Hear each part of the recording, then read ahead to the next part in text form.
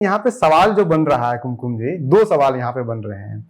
एक कि जिस तरह से कुर्मी की अपनी पॉलिटिक्स हुई, जैसा संतोष जी भी कह रहा था, एक संघर्ष की राजनीति हुई, लंबा चौड़ा एक्सपीरियंस लेकर के नीतीश कुमार आए और फिर उसके बाद उस पोजीशन को पकड़े। यहाँ पे सम्राट चौधरी जी का वो पोजीशन, वो संघर्ष नहीं दिख रहा है। एक सवाल ये बनता है, तो क्या फिर आप एक व्यक्ति के एम्बिशन को पूरा होने को कुशवाहा की राजनीति को पूरा होना कहेंगे, या त्रिवेणी संघ का पूरा होना कहेंगे, या फिर इसकी जरूरत और है कि कुशवाहा राजनीति अभी और स्ट्रांग हो, या फिर जो संतोष जी कह रहे हैं कि अब बिहार एक नए ट्रांसफॉर्मेशन के एज में जाएगा, जहां पे कि संभवतः, मेरा अगर मैं सही हूं, आपको अगर मैंने रीड किया है कि ईबीसी पॉलिटिक्स शायद अगला फेज में आए बिहार में। और वो इंपॉर्टेंट इसलिए भी है क्योंकि ऐसा परसेप्शन है कि कहीं ना कहीं बीजेपी चाहती है कि इस ईबीसी पॉलिटिक्स में कम से कम हम डोमिनेट करें, क्योंकि हम त्रिवेणी संघ में तो डोमिनेट कर नहीं पाए, अपना हमारा कुछ हो नहीं पाया। इस पे आपका क्या कहना है? ये जो दो तीन सवाल मैंने किए हैं, इसको आप एक साथ समझ करके किस तरह से इसको रिस्पॉन्ड कर सकते हैं? मेरा ये मत है कि बिहार को कास्ट के बेसिस पे जितना डिवाइड किया गया, रादर मैं जब ग्राउंड लेवल पे उतरती हूँ चीजों को अलग भी कुछ देख पाती हूँ। और मुझे लगता है कि जो आज महिला की राजनीति, नारी शक्ति वंदन अधिनियम पे इतनी बातें उठी, महिलाएं बहुत ज्यादा कास्ट में उलझ करके चीजों को नहीं देखती हैं। सब लोग चाहते हैं कि राजनीति जो है वो धर्म के बियॉन्ड हो, जाति के बियॉन्ड हो, इन सब चीजों के परे हो, लेकिन एक्चुअल सच्चाई क्या है? जैसा संतोष जी कह रहे थे कि नो डाउट विकास पुरुष के रूप में नीतीश कुमार प्रसिद्ध हुए, लेकिन वो जो जड़ उखाड़ करके बार बार देखने वाला भी, तो उसमें भी तो सब्सटेंशियली सच तो है। उसमें भी कुशवाहा की राजनीति को नहीं पनपने दिया गया, उसमें भी सच है। किसी दूसरे सेकेंड इन द कमांड, आज जेडीयू की जो हालत है, सेकेंड इन द कमांड किसी को आने नहीं दिया गया, पनपने नहीं दिया गया, बड़ा नहीं होने दिया गया। तो मैं इनकार नहीं कर रहा हूं कि नीतीश कुमार ने ईबीसी को आगे बढ़ाया, महादलित को आगे बढ़ाया, सबको एक साथ लेकर के सभी सवर्ण जातियों को भी साथ लेके चला, उससे कोई इनकार नहीं कर रहा है। लेकिन उसके साथ साथ ये सब चीजें भी तो चल रही थी। संजीव जी, मैं उसकी ही बात कर रही हूँ। अभी संतोष जी बता रहे थे कि महामाया प्रसाद जी की भी बात हुई, कितने दिनों तक सीएम रहे, या के बी सहाय जी की बात हुई, सतीश जी की बात हुई। उस तरह से देखा जाए तो बिहार में कुछ 5 दिनों के लिए भी कभी सीएम रहे हैं, और उसमें जाति व्यवस्था में मैं ज्यादा उलझना बिल्कुल भी नहीं चाहूंगी। बार बार मैं कह रही हूँ कि जाति व्यवस्था ने देश की आजादी, पहले सीएम से लेकर के आज तक कितने बार प्रेसिडेंट रूल लगा। और जहां तक मैं समझती हूँ कि जाति की जब आप बात करते हैं, तो जब छोटी और क्षेत्रीय पार्टियां जो हैं, जो जाति व्यवस्था में रह करके ही वो अपनी राजनीति को साध पाती हैं। लेकिन ओवरऑल बिहार की बात होगी, ओवरऑल जब देश की बात होगी, तो मैं हमेशा जाति के बियॉन्ड जाकर के ही बात करूंगी। और मैं बार बार ये उदाहरण आपको दे रही हूँ कि बीइंग ए महिलाएं। वहीं से बात करते हैं। आप चलिए उस सवाल को नहीं एड्रेस करना चाहते हैं, तो फिर हमें ये जवाब बताइए, ये जवाब दीजिए कि जाति के आधार पर जब कुर्मी रैली हुई तो नीतीश कुमार बड़े लीडर बने, मुख्यमंत्री बन गए, लालू यादव बन गए। आज तक, अभी आज के डेट में ईबीसी की एक भी पॉलिटिकल पार्टी बिहार में नहीं है। अगर आप आईपी गुप्ता का इंडियन इंक्लूसिव पार्टी और मुकेश सहनी को छोड़ दें, उनको मैं इसलिए छोड़ने के लिए कह रहा हूं क्योंकि वो पार्टी तो बनाए हैं, ईबीसी में है, लेकिन वो दोनों कहते हैं कि हमने पार्टी बनाया है अपने आप को दलित में शामिल करने के लिए। तो अगर जाति नहीं है, इंपॉर्टेंस नहीं है, तो फिर बिहार को ईबीसी मुख्यमंत्री क्यों नहीं मिल रहा है? बिहार को ईबीसी का कोई पॉलिटिकल पार्टी क्यों नहीं मिल रहा है?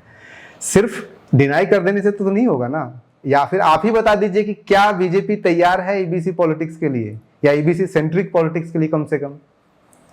मैंने तो ये भी सुना था कि इस बार जो अंदर की खबर है, सूत्रों का जो कहा जाता है उसकी खबर है कि बीजेपी बहुत चाहती थी कि इस बार बिहार को ईबीसी सीएम मिले। ये चला है, मीडिया में हर जगह पे चला है, तो उसमें कितनी सच्चाई है वही आप बता दीजिए थोड़ा। ईबीसी की जहां तक बात है, ईबीसी में ऐसे नहीं है कि लीडर्स नहीं है हमारे पास, डेफिनेटली लीडर्स हैं। एक समय था कि जब तक इंदिरा गांधी आई नहीं थी, उनको भी गूंगी गुड़िया कहा गया था, लेकिन इंदिरा गांधी ने एक समय पे दुर्गा का भी रूप उनको दिया गया। बेशक उसमें हमारे अटल बिहारी वाजपेयी जी का नाम यूज किया गया, लेकिन उनको एक अपॉर्चुनिटी नहीं मिली है। और बीजेपी डेफिनेटली चाहेगी कि ईबीसी की जितनी संख्या है आज के समय में, तो यह नारा लगता है, और मैं कहूंगी कि यह लंबे समय का नारा है कि जिसकी जितनी संख्या भारी उसकी उतनी हिस्सेदारी। तो ईबीसी तो आज सबसे ज्यादा उसका उसका जो संख्या है वो सबसे ज्यादा है।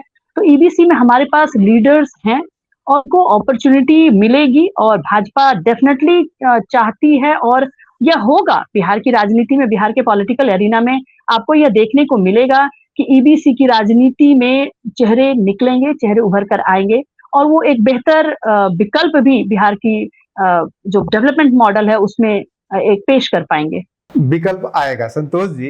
अब विकल्प दो तीन तरह से आ सकते हैं, विकल्प के मॉडल अलग अलग हो सकते हैं। एक मॉडल लालू यादव जी का भी हो सकता है, जो एमवाई समीकरण साथ करके अपनी जाति को कॉन्सेंट्रेट करने का, कंसोलिडेट करने का हो सकता है। एक नीतीश कुमार का मॉडल हो सकता है, जहाँ पे कि अपनी जाति के साथ साथ एक जो आपने कहा कुशवाहा को लेकर के और बाकी जातियों को तोड़ लीजिए, थोड़ा ईबीसी को अलग करके अपने साथ कर लीजिए, थोड़ा महादलित को अपने साथ कर लीजिए, एक ये मॉडल भी है। तीसरा मॉडल जो संभवतः जिसमें बीजेपी या फिर कोई भी राष्ट्रीय पार्टी कंफर्टेबल होगी, जहां पे कि वो लीडर सेंट्रिक करेंगे, एक सिंबल के रूप में लीजिए जी हमने एक ईबीसी सीएम आपको दे दिया। तो इन तीन मॉडलों में जहां पे कि एक कास्ट सेंट्रिक, बाकी सारे कास्ट उसके साथ असिस्ट करेंगे। दूसरा जो नीतीश कुमार का मॉडल था, जहां पे कि वो अपना खुद बड़ा भाई बन के बाकी को काट छाट करके लाना। और तीसरा जहां पे कि राष्ट्रीय पार्टियां करती है कि हम आपके कम्युनिटी के लीडर को खड़ा कर देंगे, लेकिन नाचेंगे वो हमारे कहने पर। तो ये ईबीसी की राजनीति आप किधर जाता हुआ देख रहे हैं, क्योंकि पॉलिटिकल पार्टी बिहार में अभी तक नहीं है ईबीसी का उस तरह से। देखिए, बीजेपी और जेडीयू ने जब पॉलिटिक्स शुरू की, अब नीतीश कुमार की पॉलिटिक्स को आप क्लोजली फॉलो कीजिए कि क्या कारण है। लालू जी को तो 14.4% यादव और प्लस 17% से ऊपर एक मुस्लिम वोट्स का एक बेस, वहां से वो उस कंफर्ट, उस कुशन से वो स्टार्ट करते थे, उनका स्टार्टिंग लेवल था। नीतीश कुमार का क्या स्टार्टिंग लेवल था? जो दो व्यक्ति जो तकरीबन एक साथ पॉलिटिक्स शुरू करता है आगे पीछे, नीतीश कुमार क्यों ही अराइव्स लेट? इसका कारण ये था कि बाइपोलर पॉलिटिक्स में इनको बरदस्त मिल जाता था लालू जी को। जब ट्राइपोलर पॉलिटिक्स में बरदस्त मिल जाता था, जब नीतीश कुमार समता पार्टी बनाते हैं और छोटी थर्ड पोल, कमजोर पोल था, तो उस तरह से बंटवारा हो जाता था, 3 पोल में वो निकल जाते। जब नीतीश कुमार ने पॉलिटिक्स को बाइपोलर किया एनडीए के साथ आकर, और उनको लगा, उन्होंने देखिए हिस्ट्री कभी भी नीतीश कुमार को पिछड़ा के मुख्यमंत्री के रूप में, ओबीसी लीडर के रूप में नहीं जानेगी। जबकि ये सच है, हमने नीतीश कुमार को कवर किया है 20 वर्ष से, उन्होंने भी ओबीसी की पॉलिटिक्स उसी शिद्दत से की जितना लालू जी ने किया होगा। उनके स्ट्रक्चर को क्लोजली अगर फॉलो करेंगे आप तो मिल जाएगा। उन्होंने कभी कहा नहीं और वास्तव में किया भी नहीं उस तरह से कि अपनी जाति के लिए। ठीक है, बहुत लोग शिकायत करेंगे, बड़ा नालंदा का बहुत आपने विकास कर दिया है और जगह का नहीं किया है, लेकिन एक 2% 8 के जाति आधार के आने वाले नेता सबसे पहले लवकुश कॉम्बिनेशन बनाता है, उसका 4.27 बनता है, थोड़ा बड़ा होता है। धानुक जातियां जो ईबीसी में है अभी, उनके 2% से ऊपर मिलते हैं, एक 10% का एक सॉलिड ब्लॉक बनता है, क्योंकि रोटी बेटी का रिश्ता है उनका। तो एक 10% के ब्लॉक का स्टार्ट हुआ। फिर लगा कि एक जो ईबीसी कम्युनिटी है, जिसमें कि 112-13 जातियां हैं, जो कि 36.01% उनका बनता है मुस्लिम के 10% को लेकर के। तब अगर हिंदू का अगर लेंगे आप तो 25%, 25.5% के आसपास आता है ये बिग ब्लॉक। इसका दिक्कत क्या है कि सबका 2%, 2.5% कानू का, तेली का, है ना, धानु का 2% 2.5% है, और सब 1%, 1.5%, 1.25% ऐसे करके उनका है। बहुत सारी छोटी छोटी जातियां हैं। तो इसके नेता उस तरह से इमर्ज नहीं किए, टाइम पर रीजन पर नेता हुए। मंगनीलाल मंडल हो गए, झंझारपुर के नेता हो गए। कर्पूरी ठाकुर ईबीसी के नेता नहीं थे, सॉरी, मैं उनका बायोग्राफर हूं। वो उस समय वो कंसेप्ट ही नहीं था, वो बाद में बना दिया, पोस्ट 80 उनको रेलीगेट कर दिया ईबीसी लीडर। वो वास्तव में जननायक थे। जहां से वो जीत के आते थे ताजपुर से, वहां क्या आबादी थी उनकी जाति समूह का? उनके जाति समूह को वैसे भी आबादी क्या, लेस देन 1.5% आबादी है। वो उस तरह जीते। तो एक तरह से pan Bihar EBC leader Bihar में हुआ ही नहीं। क्योंकि कर्पूरी जी को अगर हटा दीजिए तो उस एग्जाम्पल को, उनको अगर उस ब्रैकेट में रखिएगा तो यस, कोई नहीं हुआ, रीजन के नेता हुए। अब आईपी गुप्ता है, वो भी एक सर्टन रीजन पकड़ लेंगे, और एक छोटा सा उनका एक उनकी पकड़ जो है पैन बिहार नेता बनने में बहुत समय लगेगा, क्योंकि वो पिच करके आप चल ही नहीं रहे हैं। वो अपनी जाति के रिजर्वेशन की बात कर रहे हैं, वो एक ब्रॉडर केस में बात नहीं कर रहे हैं। और समय समय में जो भी ईबीसी के नेता आए, तत्क्षण नाम भी उतरे नहीं आ रहे हैं। इसी से पता चलता है कितना बड़ा वैक्यूम है, कि कौन, हम दिमाग पर जोर डाल रहे हैं कि अरे एबीसी का और कौन नेता थे। तो वो सब रीजन रीजन सेंट्रिक से आए। तो नीतीश कुमार ने देखा कि ये वोट है अप फॉर ग्रैब्स है, इसको कल्टीवेट करो। फिर देखा कि महादलित में कौन सी कम्युनिटी है, 16% के में है, तो उसमें पासवान और रविदास, ये दो बड़ा ब्लॉक है। तो रविदास का मोर और लेस देखा कि इनका आरजेडी के प्रति है या कांग्रेस के प्रति है, इन दोनों के प्रति ज्यादा है झुकाव। पासवान, रामविलास पासवान की कंस्टिट्यूएंसी, तो पासवान रह गया। तो उन्होंने बहुत ही इंटेलिजेंटली 22 जातियां, उसमें 22 में से 21 को ले लिया। अब ये क्या आप भाई महादलित तो थे ही, उनको आपने महादलित कर दिया। कॉन्स्टिट्यूशनल वर्ड है ही नहीं। रामविलास पासवान तो बोला करते थे कि ये तो ऐसा हुआ जिसे चांडाल और महाचांडाल आप बोल दें। ऐसा कुछ नहीं होता। दलित हैं तो दलित हैं, शेड्यूल कास्ट है schedule caste, it's a constitutional word. महादलित is not a constitutional word. लेकिन रामविलास पासवान को चिढ़ाने के लिए, एक अलग अलग ब्लॉक सेग्रीगेट करने के लिए, तो उसने महादलित के लिए 1 दर्जन स्कीम कर दिए, ईबीसी के लिए स्कीम कर दी है। तो उन्होंने हेल्थ, एजुकेशन, वेलफेयर, तीनों स्कीम का इस तरह से किया कि एक टाइम में इन सारी जातियों के लिए 18-19 स्कीम चल रहे थे। बाद में कुछ कुछ वो बंद भी हुए। तो उन्होंने ये किया, ये क्लब किया ईबीसी का, महादलित का क्लब किया अपने लब कुश के साथ। उसके बाद क्यों नीतीश कुमार इतिहास में, जब इंडियन पॉलिटिकल हिस्ट्री में जज होगा, मैं उनको कोलिशन का मास्टर मानता हूं। फिर लगा कि उसको क्या करना चाहिए, तो उन्होंने, जो कुमकुम जी बात कर रही थी, ओमेन कंस्टिट्यूएंसी को पकड़ा, जिसको कि कास्ट न्यूट्रल कंस्टिट्यूएंसी, इनकी कोई जाति नहीं है, उन्होंने उस तरह से पकड़ा नहीं। ओमेन कंस्टिट्यूएंसी को, मैं कहिएगा आज के 20 वर्ष के बाद अगर पूछा जाएगा नीतीश कुमार का एक काम किया है, मैं कहूंगा 50% रिजर्वेशन इन पंचायत। जिसे कर्पूरी ठाकुर का कोटा भी दिन कोटा है, मैं कहूंगा कि 50% रिजर्वेशन फॉर वुमेन। उसके बाद जीविका समूह को इस तरह से कंसेप्चुलाइज करना इतने बड़े स्केल पर, कितना सक्सेस है नहीं सक्सेस है वो अलग बात है, लेकिन कितने बड़े स्केल पर, मैं बोलता हूं कि biggest women HRD centre of Bihar है अभी। 1.8 करोड़, जिस विभाग को बात होता है सर्वे करवाना है, जीविका दीदी को ले जाओ, उनको ऑनरेरियम में मिलता है। वो बाहर निकली वेल्स को ड्रॉप करके, तो 50% रिजर्वेशन ऑफ वुमेन वो हो गया। Cycle scheme, I call it the bicycle of transformation, social transformation का चक्का था ये। और एक वो मैंने नीतीश जी से पूछा था, सबसे अच्छी तस्वीर नीतीश कुमार के रिजिम की वो साइकिल पे चलाती है। यही नीतीश कुमार ने मुझे बहुत सारी बातों में, मेरे भी इंटरव्यू में बताया था मेरी किताब के लिए, कि एक तस्वीर मुझे बनानी होगी, साइकिल चलाती लड़की बनाऊंगा। तो मेरी किताब का कवर का वो हाफ पार्ट वो था, एक था कि चोरी हो रही है, एक था कि रूल और मिसरूल्ड का, कि साइकिल चलाती हुई लड़की है। तो एक व्यक्ति कैसे कैसे इसको विभिन्न करता है।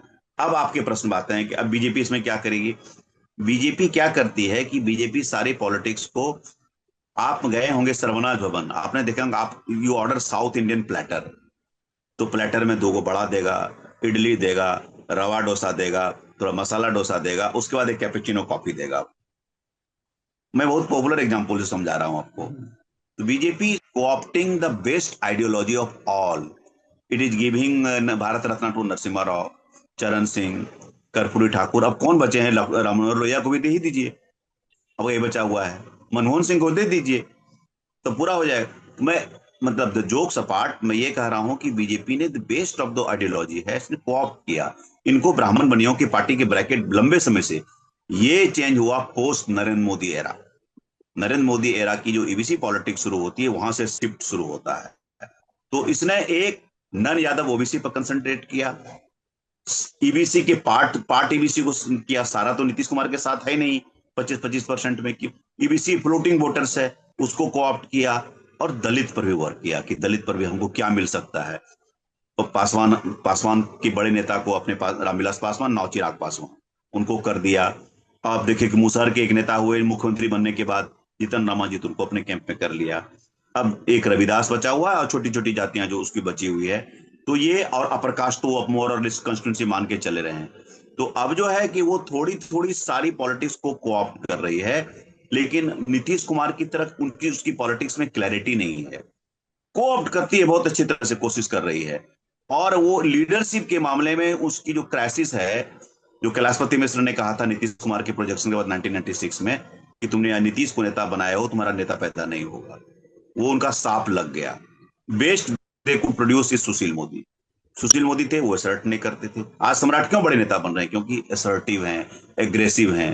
नीतीश कुमार को जो विरोध में थे तो ऐसे तन के बोल सकते थे, उनके कोई नेता नहीं बोले उनके अगेंस्ट में, शालीनता के कारण और अदरवाइज। तो उन्होंने लीडरशिप को, बीजेपी की जो लीडरशिप है, उन्होंने एक सेकेंड जनरेशन को कल्टीवेट नहीं किया। गिनने को तो बहुत सारे गिना देंगे, मंगल पांडे, नितिन नवीन, आप बोल दीजिए नीतीश मिश्रा, 12-14 नाम गिना देंगे। नेता कौन है भाई आपका? तो आपने नेता क्रिएट नहीं किया। व्हाट सम्राट चौधरी डिड, वो उसने बनाया, वो नेता के एलिमेंट के साथ आया। जितना उनके एजुकेशन पर बात करना है, उनके पॉलिटिकल अपब्रिंगिंग की बात करनी है, उनके स्विच ओवर की करिए, लेकिन ही न्यू कि भाई नेता के बनने के क्या क्या। पॉलिटिकल एजुकेशन अलग होता है और educational qualification is different thing. Political education is something different. Kamaraj कुछ नहीं पढ़े लिखे थे, but yet he is going down in history as one of the biggest chief ministers. तो मैं ये बोल रहा हूं कि बीजेपी सारे बहुत तरह की बेस्ट आइडियल कल्टीवेट करती है, but it still does not have clarity on leadership. आज भी अगर उन सम्राट चौधरी के चुनाव के बाद मर्मरिंग्स अगर हुई, अगर उनके सिलेक्शन के बाद एक विधायक ने कहा कि बहुत कम तालियां बजी जब विधायक दल के नेता किए गए, या फिर संघ की नाराजगी कि भाई और कोई बन सकते थे। मुझे ये बताइए कि ईवीसी ब्लॉक से, दलित ब्लॉक से कितने मंत्री बनाए आप? कितने नेता, कितने को आपने अध्यक्ष बनाया, कितने को आपने एक पेन बिहार लीडरशिप कर दिया? ऑल ऑफ ए सडन आप लॉटरी निकालना चाह रहे हैं। आप नेता तो दीजिए, मुझको भी पता होना चाहिए ना। हम लोग क्यों प्रेडिक्ट कर रहे थे कि सम्राट चीफ मिनिस्टर बनेंगे? क्यों? वो ऑब्वियस लीडर लग रहे थे। और वो, मैं तो इसको कहता हूं saffron socialism, I call it saffron socialism. वो सोशलिस्ट कैंप का एक नेता दे दिया, तो लीजिए socialist leader with saffron cap. तो BJP is coopting so many things, but cap still तो इट कभी भी डज नॉट बदल हैव सकता है। Clarity on leader. कैप तो कभी भी बदल सकता है। अब आपके इंटरप्रिटेशन पर मुझे जो कहना था मैंने कह दिया।